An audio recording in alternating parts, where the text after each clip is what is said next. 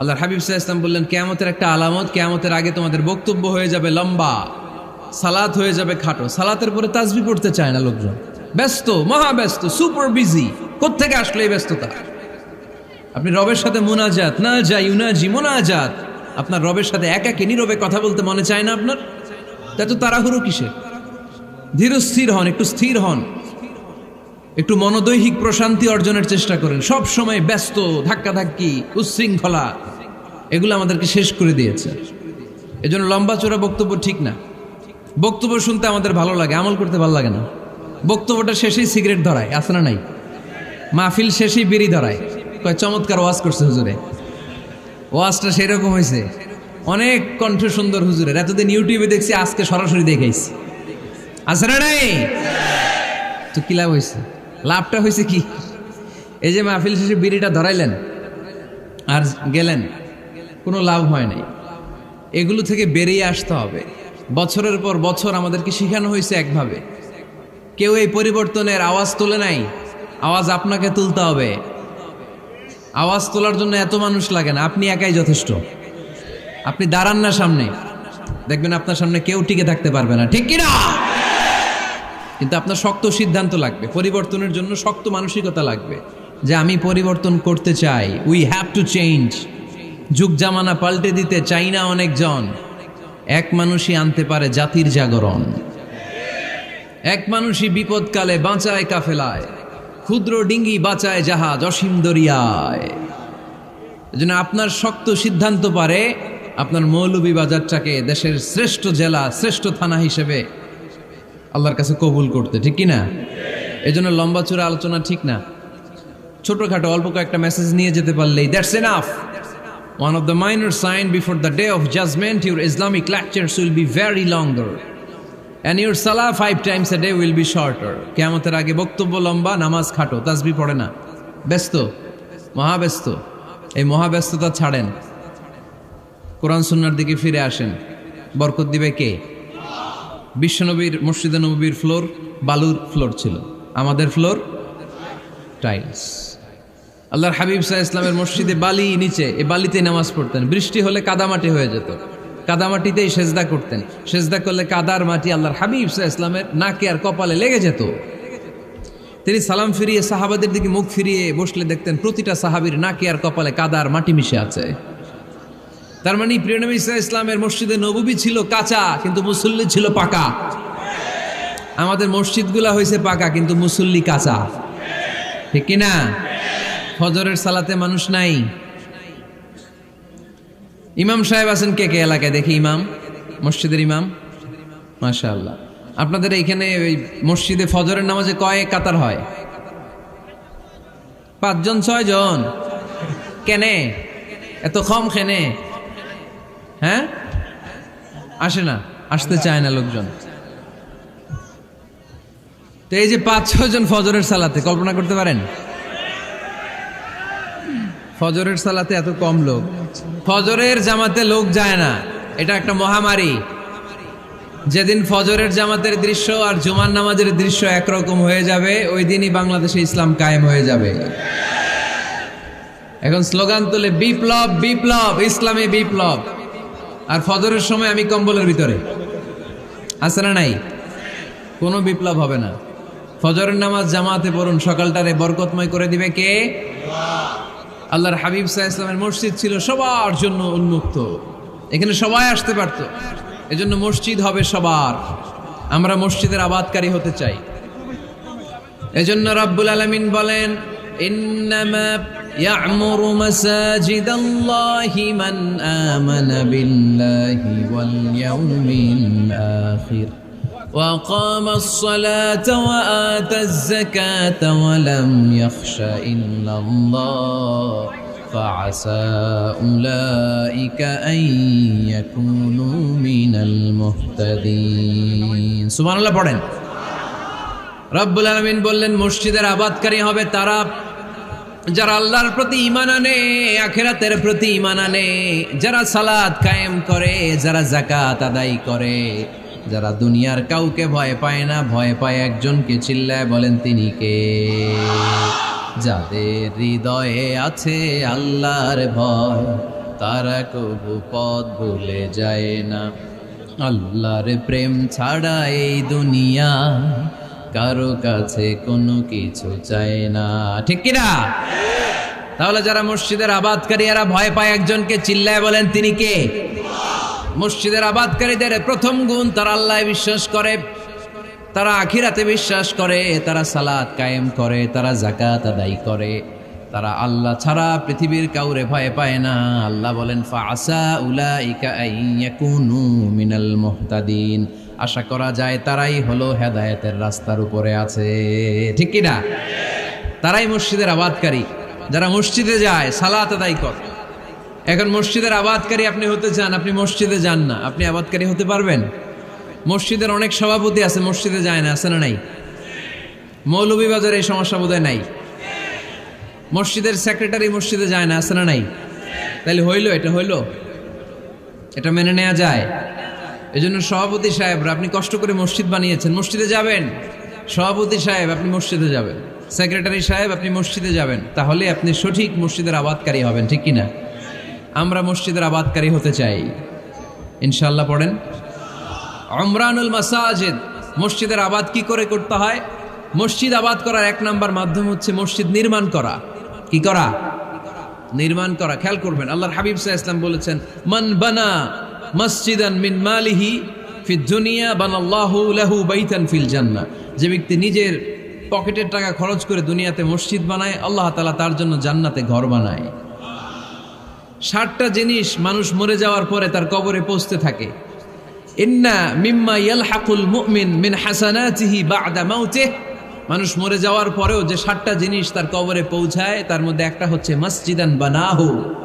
সে যে মসজিদ বানিয়ে গিয়েছে, ওই মসজিদের সওয়াব। সুবহানাল্লাহ পড়েন। আপনি টাকা দিয়ে মসজিদ বানিয়ে দিলেন, ওই মসজিদে মুসল্লিরা নামাজ পড়ে, রোজাদাররা এসে ওখানে ইফতার খায়, তাহাজ্জুদ আদায়কারীরা তাহাজ্জুদ পড়ে, তাদের সওয়াবের কমতি হবে না, কিন্তু তাদের সওয়াবের একটা পার্সেন্টেজ সওয়াব যে ব্যক্তি মসজিদ বানালো তার আমল নামে আল্লাহ ঢুকিয়ে দেয়। এজন্য বেশি বেশি মসজিদ বানাতে রাজি আছেন তো? তাহলে মসজিদ আবাদ করার প্রথম মাধ্যম হচ্ছে মসজিদ বানানো। 2 নম্বর মাধ্যম হচ্ছে মসজিদে যেয়ে জামাতে সালাত আদায় করা।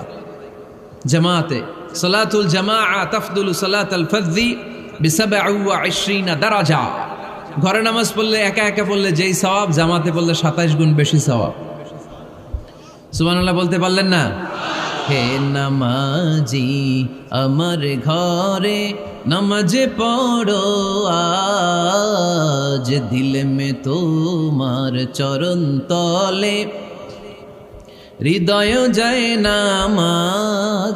হে নামাজি আমার ঘরে নামাজ পড়ো আজ, দিল মে তোমার চরণ তলে হৃদয় যায় নামাজ। পড়েন আল্লাহু আকবার।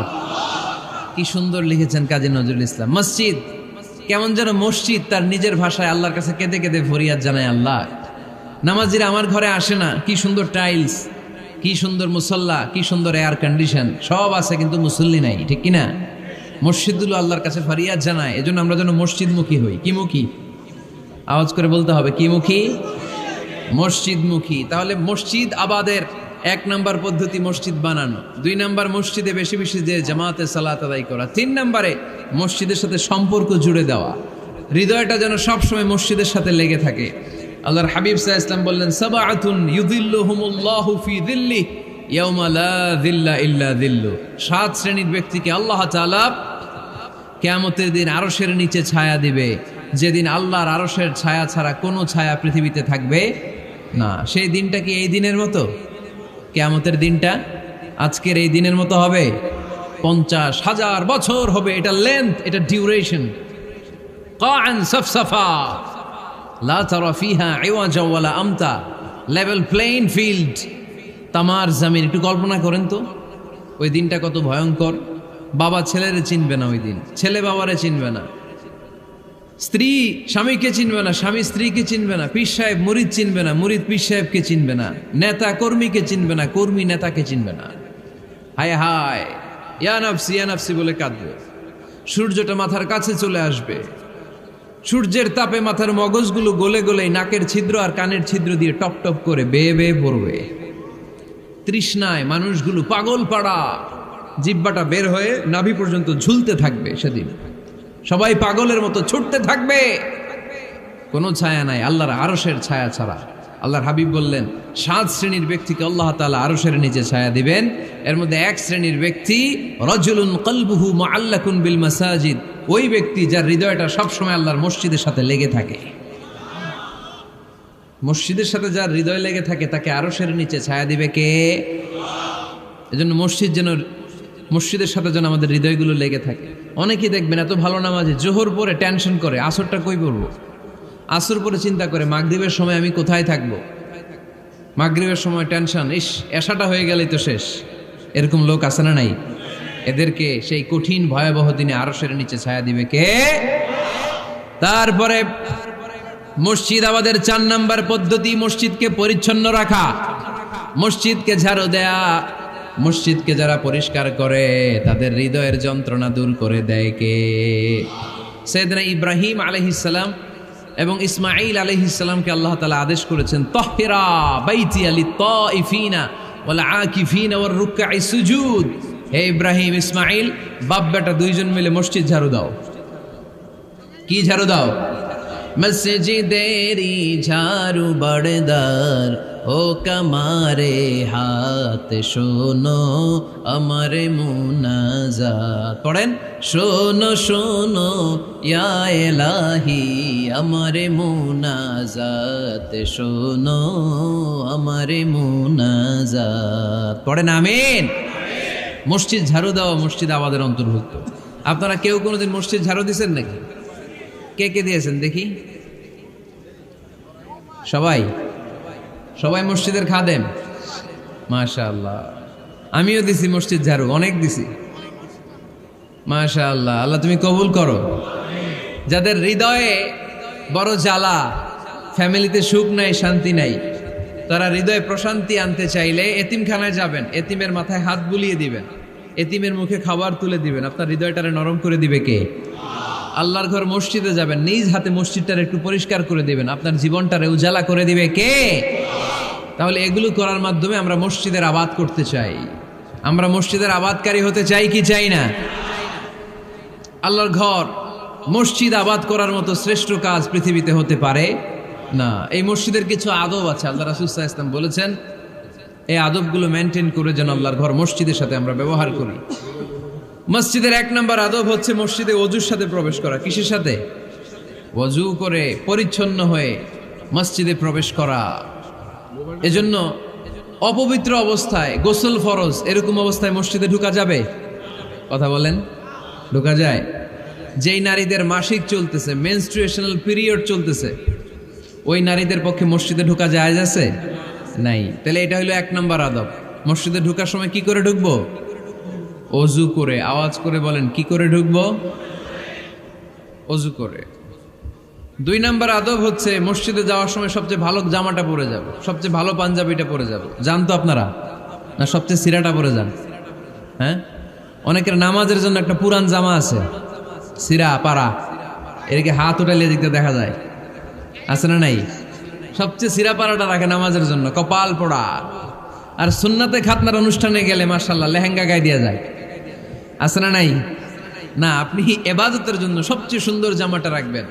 এজন্য রাব্বুল আলামিন বলেন, ইয়া বানি আদম খুযু জিনাতাকুম ইনদা কুল্লি মসজিদ। ও বনি আদম, তুমি যখন আল্লাহর ঘর মসজিদে ঢুকবা, ও বনি আদম, তুমি যখন নামাজের মুসল্লায় দাঁড়াবা, তোমার সবচাইতে দামি, সবচাইতে সুন্দর জামাটা গায়ে দিয়ে তুমি নামাজে দাঁড়াও। ঠিক কি না? তাহলে এখন মসজিদে যাওয়ার সময় কি গায়ে দিয়ে যাবেন বলেন? খিতা করবাইন? হ্যাঁ, মাশাআল্লাহ। হ্যাঁ, সবচেয়ে ভালো কাপড়টা আয়রন করে পারফিউম মেখে তারপরে আমরা যাব। রাজি আছেন তো? 3 নম্বর আদব হচ্ছে মসজিদে ঢোকার সময় বাম পা দিয়ে ঢুকতে হয়।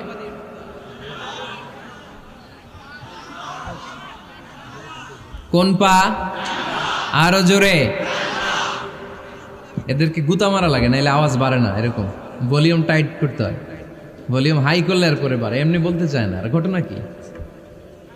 হ্যাঁ, খায় নাই? বদরের যুদ্ধ হয়েছিল রমাদানে, কোনো সাহাবী খায় নাই, না খাইয়া একেবারে সাইজ করে দিছে কাফেরদেরকে। আমরা না খেলেও আমাদের হৃদয় ইমানি শক্তি আছে না নেই? এই তো বোঝা যাচ্ছে ইমানি শক্তি আছে। এতক্ষণ আছিল কই? তা মসজিদে ঢুকার সময় কোন পা দিয়ে? এগুলো মনে থাকে আমাদের? ভুলা যাই আমরা, খেয়াল থাকে না তো এগুলা। এত কিছু মনের মধ্যে রাখলে এগুলো মনে থাকবে কেমনে? মসজিদে ঢুকার সময় কোন পা? আরো জোরে। বেরোয়ার সময় কোন পা? মনে থাকবে? মসজিদে যখন ঢুকবেন ডান পা দিয়ে ঢুকবেন, আর দোয়া পড়বেন আউযু বিল্লাহিল আযীম ওয়া বিওয়াজহিল কারীম ওয়া সুলতানিহিল কদীম মিনাশ শাইতানির রাজীম। বিষ্ণু সাল্লাল্লাহু আলাইহি ওয়াসাল্লাম বললেন, যে ব্যক্তি মসজিদে ঢোকার সময় এই দোয়াটা পড়বে, শয়তান আফসোস শুরু করে, সে বলে হায় হায়, আজকের দিনের জন্য, সারা দিনের জন্য তো তুই আমার ওয়াসওয়াসা থেকে বেঁচে গেলি, আজকের সারা দিনের জন্য তোরে আমি হারালাম, আজকের সারাটা দিন আল্লাহর পক্ষ থেকে প্রোটেকশন নিয়ে তুই বেঁচে গেলি, আজকের জন্য যা, কালকে তোরে আমি ধরবো। এজন্য এই দোয়াটা পড়ার দরকার আছে না? আউযু বিল্লাহিল আযীম ওয়া বিওয়াজহিল কারীম ওয়া সুলতানিহিল কদীম মিনাশ শাইতানির রাজীম। 4টা বাক্যের দোয়া। মুখস্থ করতে কষ্ট হলে যে ইউটিউবে চলে যাবে আজকেই, ওখান থেকে শুনে আপনারা মুখস্থ করে নেবেন, এই দোয়াটা পড়বেন, তাহলে ওই দিনের জন্য শয়তানের ওয়াসওয়াসা, টেম্পটেশন, প্রভোকেশন থেকে আপনি আল্লাহ তাআলার প্রোটেকশনে চলে গেলেন। সুবহানাল্লাহ পড়েন। তারপর আল্লাহর হাবিব বললেন, ঢোকার আগে আমারে সালাম দাও। পড়বেন আসসালামু আলাইকা আইয়ুহান নাবিয়্যু ওয়া রাহমাতুল্লাহি ওয়া বারাকাত। এই দুইটা জিনিস যখন করে ফেললেন, তখন ডান পা দিয়ে পড়বেন আল্লাহুম্মা ইফতাহ লি আবওয়াবা রাহমাতিক। সুবহানাল্লাহ পড়েন। আল্লাহুম্মা ইফতাহ লি, ও আল্লাহ আমার জন্য তুমি খুলে দাও আবওয়াবা রাহমাতিক, তোমার রহমতের দরজা। তার মানে মসজিদে ঢুকলে রহমত পাওয়া যায় কি যায় না? মসজিদে ঢুকলে পাওয়া যায় রহমত, মসজিদের বাইরে রহমতের কথা আল্লাহ বলে নাই। মসজিদের ভিতরে রহমত। কোথায় রহমত? কোথায়? মসজিদের ভিতরে রহমত আছে না? তার প্রমাণ, মসজিদে ঢুকলেই শান্তি লাগে কেমন জানি, আর ঘুমে ধরে।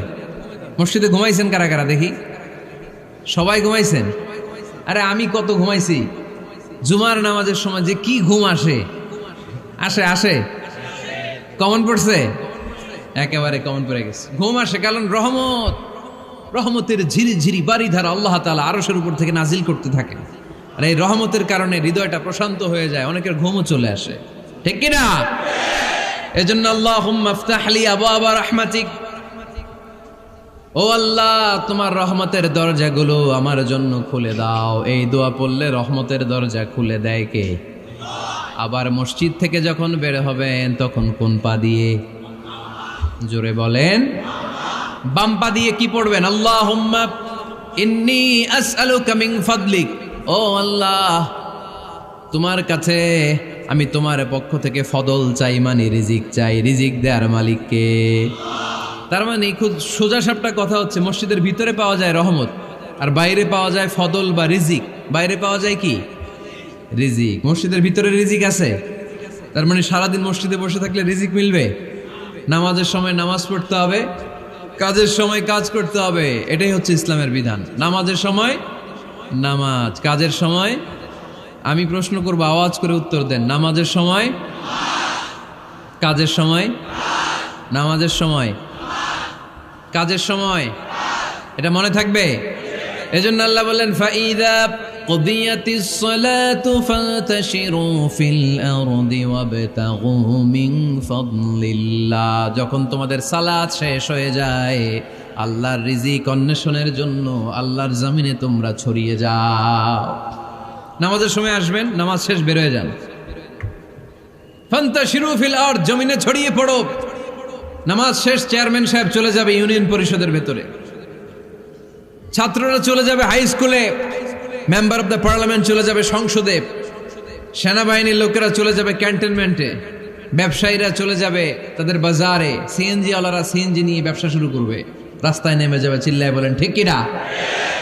এটাই ইসলামের বিধান। নামাজের সময় নামাজ, কাজের সময়। আচ্ছা, তাহলে প্রথম সুন্নাত পেলাম, পবিত্র হয়ে ঢুকবো, ভালো জামা পরে ঢুকবো 2 নাম্বার। 3 নাম্বার, ঢোকার সময় কোন পা? বের হওয়ার সময়। 4 নাম্বার, মসজিদে ঢুকেই 2 রাকাত।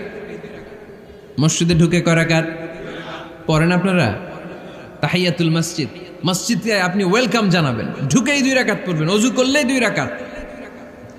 আল্লাহর হাবিব সাল্লাল্লাহু আলাইহি ওয়াসাল্লাম মসজিদে নববীতে জুমার খুতবা দিচ্ছেন। খুতবা চলাকালীন সময়ে এক সাহাবী এসে মসজিদের মধ্যে বসে পড়লেন। আল্লাহর হাবিব সাল্লাল্লাহু আলাইহি ওয়াসাল্লাম সাহাবীরে বললেন দাঁড়াও। সাহাবী দাঁড়ালেন। আল্লাহর নবী জিজ্ঞেস করলেন কেন বসে বললা 2 রাকাত পড়ছো নাকি? সাহাবী বলে পড়ি নাই। বিশ্বনবী বললেন তাহলে তাড়াতাড়ি 2 রাকাত নামাজ পড়ে বসে যাও। সুবহানাল্লাহ পড়ো। 2 রাকাত পড়ো নাই তো পড়ো, দাঁড়াও, তারপরে বসো। দেখেন খুতবা চলাকালীন সময়ে আমাদের খতিবরা কখনো খুতবা থামায়? কথা বুঝেন নাই? জুমার খুতবা আপনারা শুনেন না? খুতবা চলতেছে, ওই মুহূর্তে ইমাম সাহেবরা কখনো খুতবা থামায়? মাঝখানে কোনো ঝামেলা হলে থামায় না। প্রথম খুতবা শেষ, বসে, তারপরে দ্বিতীয় খুতবা। খুতবার মাঝখানে কোনো থামাথামেই নাই। কিন্তু আল্লাহর হাবিব সাল্লাল্লাহু আলাইহি সাল্লাম কেমন খতিব ছিলেন দেখেন। আল্লাহর হাবিব সাল্লাল্লাহু আলাইহি সাল্লামের খুতবা দেওয়ার স্টাইল এন্ড অ্যাটিটিউড এবং আমাদের খুতবা দেওয়ার স্টাইল এন্ড অ্যাটিটিউড, আল্লাহ রাসূল সাল্লাল্লাহু আলাইহি সাল্লামেরটা কত প্রাণবন্ত ছিল। আল্লাহ রাসূল সাল্লাল্লাহু আলাইহি সাল্লাম সোসাইটি ওরিয়েন্টেড একজন পার্সোনালিটি ছিলেন, সমাজের মানুষ কেন্দ্রিক, খুব সামাজিক ছিলেন আল্লাহ রাসূল সাল্লাল্লাহু আলাইহি সাল্লাম। তিনি দেখলেন একজন বসে পড়ছে, উনি খুতবা থামায় দিলেন। জুমার খুতবা থামায় বললেন এই নামাজ পড়ছো না, পড়ো 2 রাকাত পড়ো। আবার খুতবা শুরু করলেন। সুবহানাল্লাহ পড়বেন না? একবার তিনি খুতবা দিচ্ছেন, দেখলেন আল্লাহ রাসূল সাল্লাল্লাহু আলাইহি ওয়াসাল্লামের 2 জন নাতি হাসান আর হুসাইন রাদিয়াল্লাহু তাআলা আনহুমা, ছোট্ট মানুষ, কাতারের ভিতরে ঢুকে কোন সাহাবী টুপি টান দেয়, কারো পাগড়ি ধরে টান দেয়, একজন এদিকে দৌড় দেয়, আরেকজন ওদিকে দৌড় দেয়। মসজিদে একটা ডিস্টার্ব হচ্ছে। আল্লাহর হাবিব সাল্লাল্লাহু আলাইহি ওয়াসাল্লাম খুতবা থামিয়ে দিলেন, মিম্বার থেকে নেমে আসলেন, 2 নাতিকে 2 হাতে ধরলেন, ধরে আস্তে করে জান্নাতের এই 2 সর্দারকে নিয়ে মিম্বারের উপরে দাঁড়ালেন। এই হাতে এই নাতি, ওই হাতে আরেক নাতি। এরপর দাঁড়িয়ে দাঁড়িয়ে তিনি বাকি খুতবা দিলেন। পড়েন সুবহানাল্লাহ। কত প্রাণবন্ত খুতবা। উনিও খুতবা দিতেন, আমরাও খুতবা দেই। আল্লাহর হাবিব সাল্লাল্লাহু আলাইহি ওয়াসাল্লাম খুতবা দিচ্ছেন। এক সাহাবী এসে বলল ইয়া রাসূলুল্লাহ, মদিনায় দুর্ভিক্ষ, বৃষ্টি নাই, আপনি বৃষ্টির দোয়া করেন। রাসূল সাল্লাল্লাহু আলাইহি ওয়াসাল্লাম খুতবা থামায় দিলেন, থামায় দিয়ে দোয়া শুরু করলেন। আল্লাহুম্মা আসকিনা গাইসান মুগীসান মারিআন মুরিআন নাফিআন গায়রা দার আজিলান গায়রা আজল। আল্লাহ উপকারে বৃষ্টি দেন, যে বৃষ্টিতে আমাদের ফসল জন্মাবে, সবুজ ঘাস লতা পাতা জন্মাবে, আমাদের গবাদি পশুর রিজিক বাড়বে, এরকম উপকারী বৃষ্টি আমাদেরকে দিয়ে মদিনাটারে ধন্য করে দেন। বৃষ্টি শুরু হলো।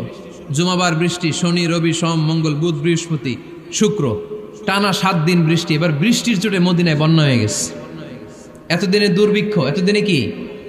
এখন বৃষ্টির বরকতের দোয়া করছে, বৃষ্টিতে এবার বন্যা।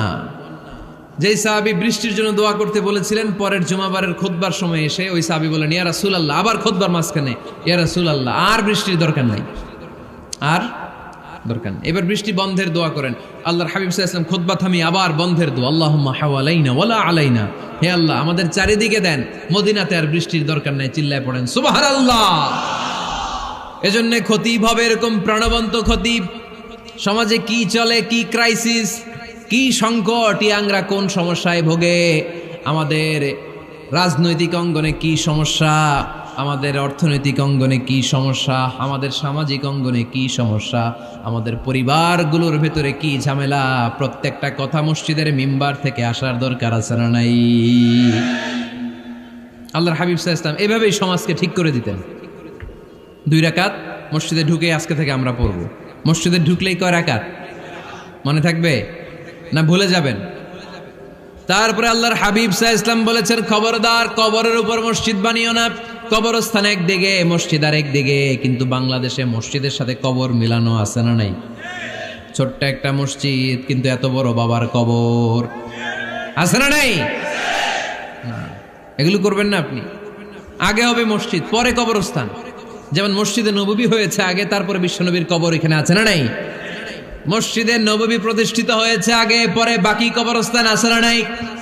কিন্তু কোন আল্লাহর ওলির কবরস্থানের উপরে যদি মসজিদ বানান, তার উপর লানাত দিয়েছে কে? লাআনা রাসূলুল্লাহ আলাল ইয়াহুদ ওয়ান নাসারা ইত্তাখাযু কুবুর আমবিয়াইহিম মাসাজিদা। আল্লাহর রাসূলের লানত ইহুদি নাসারাদের উপর, কারণ ইহুদি আর নাসারাদের একটা খাসলাত, একটা বৈশিষ্ট্য ছিল, তারা তাদের নবীদের কবরের উপরে মসজিদ বানায় ফেলতো। এটা করা যাবে? এজন্য এলাকায় এলাকায় এই ঝামেলা, কবর আর মসজিদ হবে আলাদা। আবার মসজিদের কেবলার দিকে যেন কবরস্থান না হয়, তাহলে শিরক হওয়ার সম্ভাবনা আছে না নাই? খুব সাবধান। আল্লাহ সব মাফ করে কিন্তু শিরক মাফ করে না, ঠিক কি না? শিরক হচ্ছে মহাপাপ, সব পাপের বাপ। এজন্য আমরা সব করলেও শিরকের গুনাহ মুসলমান কখনো করতে পারে। এরপর আল্লাহর হাবিব বললেন, মসজিদকে পরিষ্কার পরিচ্ছন্ন রাখো, এটাও মসজিদের আদাব। মসজিদে আতর লাগিয়ে দেন, বাখুর জ্বালিয়ে দেন। আপনাদের এই এলাকার মধ্যে তো বাখুরের অভাব নাই, আগরের অভাব নাই, ঠিক কিনা?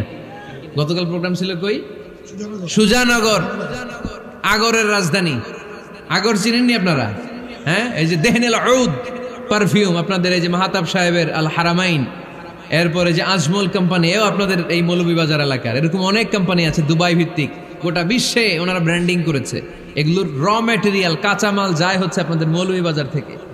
সম্মানিত ভাইয়েরা, মসজিদ পরিষ্কার পরিচ্ছন্ন রাখবেন, এই বাখুর জ্বালাবেন, দেহনেল উদ, এই পারফিউমগুলো ছড়িয়ে দিবেন। মসজিদের মধ্যে অনেক মসজিদে দুর্গন্ধ আছে না নাই? এই কার্পেটের মধ্যে ময়লা, পরিষ্কার করে না। আল্লাহর হাবিব সাল্লাল্লাহু আলাইহি ওয়াসাল্লাম বলেছেন, খবরদার।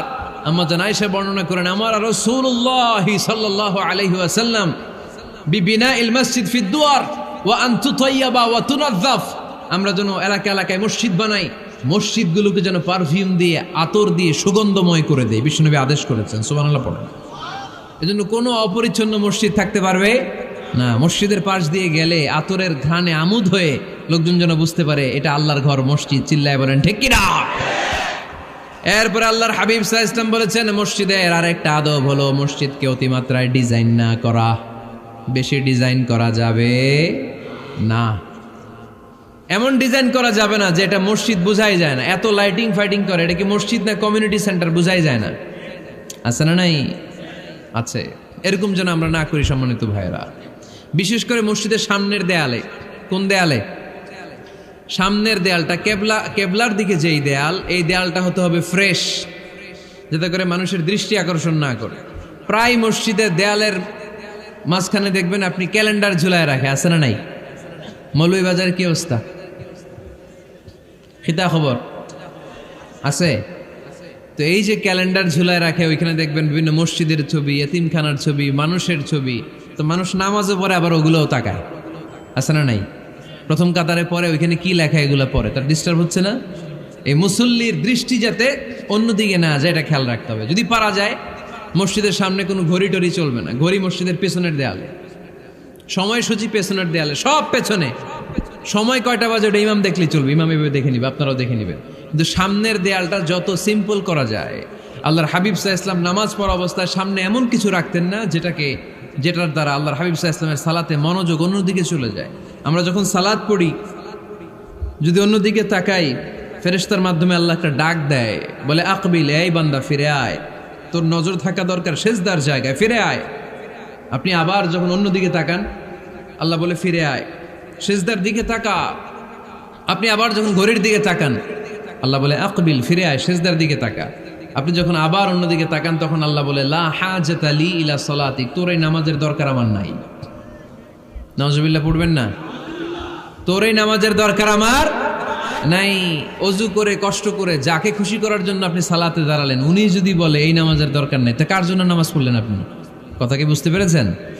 এই জন্য এলাকার গণ্যমান্য ব্যক্তিবর্গ আছে, আমাদের চেয়ারম্যান সাহেব আছে, আরো অন্যান্য বিজনেস ম্যাগনেটরা আছে। আপনারা মসজিদ যখন নির্মাণ করবেন, সামনের দেয়ালটা যত সাদামাটা হতে পারে ততই ভালো। এমনকি জায়নামাজের মধ্যে এখন কাবা ঘরের ছবি আছে না নাই? আছে না? কি মুসলমান আমরা, নিজের কাবারে নিজে লাথি মারি নামাজের আগে, মনের অজান্তে নিজের কাবাকে নিজে লাথি মারছি। এরকম জায়নামাজ ব্যবহার করা নিষেধ। চিল্লায় বলেন ঠিক কিনা? সাদা ফ্রেশ জায়নামাজ বাজারজাত করেন। আপনাদের সিদ্ধান্তই ওনাদের ব্যবসা বয়কট হয়ে যাবে। আপনারা যদি এখন থেকে মসজিদের মিনারা আর কাবা ঘরের যে প্রতিকৃতি বা ছবি, এরকম ছবি সম্বলিত জায়নামাজ কিনা বন্ধ করে দেন, এদের মার্কেট থাকবে? কথা বলেন। কালকে থেকে আমরা জায়নামাজ কেনার সময় ফ্রেশ জায়নামাজ কিনবো। কোনো মসজিদ, কোনো মিনার, আমাদের কাবা ঘরের ছবি সম্বলিত কোনো জায়নামাজ কিনা যাবে? আওয়াজ করে বলেন, যাবে? যাবে না। এগুলো হচ্ছে মসজিদের আদাব। এগুলো রক্ষা করে মসজিদে ঢোকার দরকার আছে না নাই? পৃথিবীতে 3টা মসজিদ সবচাইতে শ্রেষ্ঠ মসজিদ। কয়টা? আওয়াজ করে বলেন না। 1 নাম্বার মসজিদুল হারাম, ফাওয়াল্লু উজুহাকুম শাতরা, যেখানেই তোমরা নামাজ পড়ো না কেন মসজিদের হারামের দিকে হয়ে নামাজ পড়ো। কেবলা কোন দিকে আজকে? এদিকে, এইদিকে কেবলা। আমি যদি এদিকে হয়ে পড়ি নামাজ হবে না? হবে না কেন? কারণ কেবলামুখী হয়ে নামাজ পড়া ফরজ। চিল্লায় বলেন ঠিক কিনা? মসজিদুল হারাম পৃথিবীর প্রথম মসজিদ। ওখানে একটা ঘর আছে, ঘরটার নাম হলো কাবা। ইন্না আউওয়ালা বাইতিন উদিআ লিন-নাসি লাল্লাযী বিবাক্কাতা মুবারাকা। এই পৃথিবীর প্রথম ঘর, যেই ঘরটা স্থাপিত হয়েছে বাক্কা শহরে। বাক্কা মক্কার আগের নাম, এখন শহরের নাম মক্কা। আগে নাম ছিল কি? সবাই বলেন কি নাম ছিল? বাক্কা। এটা পৃথিবীর আদি ঘর। সব নবীদের পরশধন্য পদধূলিতে এই জায়গাটা বরকতময় হয়েছে। এটা এমন ঘর যেই ঘরের চারদিকে 1 রাকাত নামাজ পড়লে 1 লক্ষ রাকাতের সওয়াব পাওয়া যায়।